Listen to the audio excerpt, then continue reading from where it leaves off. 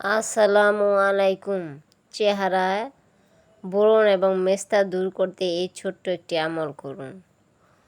তো 5 ওয়াক্ত নামাজ পড়বেন। 5 ওয়াক্ত নামাজ পড়ার পর 11 বার ইয়া নূর ইয়া নূর ইয়া নূর পড়বেন। পরে 1 গ্লাস পানির মধ্যে ফু দিবেন। সেই পানি দিয়ে মুখ ধুবেন। ইনশাআল্লাহ আল্লাহর রহমতে মেস্তা দূর হয়ে যাবে এবং মুখ ফর্সা হয়ে যাবে। 5 ওয়াক্ত নামাজ পড়ার পর পড়বেন নিয়মিত প্রতিদিন 7 দিন একটানা করে দেখুন, ইনশাল্লাহ চেহারা ফর্সা হয়ে যাবে এবং মেস্তা দূর হয়ে যাবে।